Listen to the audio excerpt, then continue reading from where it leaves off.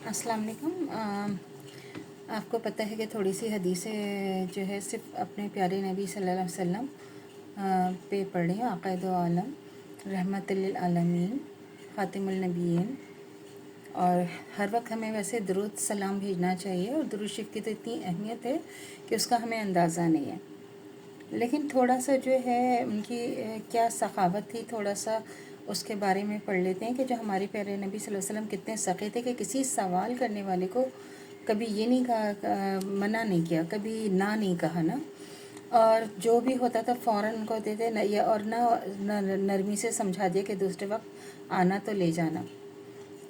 बात कि आप सल्लल्लाहु अलैहि वसल्लम बहुत सच्चे थे, सब बातों में आसानी सहूलत अख्तियार फरमाते, अपने साथ उठने बैठने वालों का सबका ख्याल रखते, इनके हालात को दरियाफ़्त करते रहते। जब रात के वक्त बाहर जाना होता तो आहिस्ता से उठते, बिल्कुल आहिस्ता से उठते, आहिस्ता से जूते पहनते, आहिस्ता से कूड़ा जो है दरवाज़ा खोलते, फिर आहिस्ता से बाहर चले जाते। इसी तरह घर में तशरीफ़ लाते तो आहिस्ता से आते और आहिस्ता से सलाम करते, तो सोने वालों को तकलीफ़ नहीं होती, किसी की नींद ख़राब ना हो जाए। जब कोई आप सल्लल्लाहु अलैहि वसल्लम के पास आता तो आप सल्लल्लाहु अलैहि वसल्लम को खुश खुर्रम देखते तो उसका हाथ अपने हाथ में ले लेते ताकि उनसियत हो जाए। जब आप सल्लल्लाहु अलैहि वसल्लम के पास कोई शख्स आता जिसका नाम आपको महबूब ना होता तो इसका नाम तब्दील कर देते।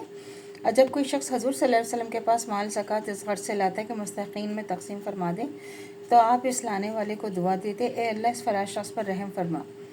हजूर अकरम सल्लल्लाहु अलैहि वसल्लम जब किसी के घर तशरीफ़ ले जाते तो दरवाज़े के सामने ना खड़े होते बल्कि दाहिनी या बाहिनी जानिब खड़े हो जाते और घर वालों की इत्तला के लिए फरमाते अस्सलामु अलैकुम।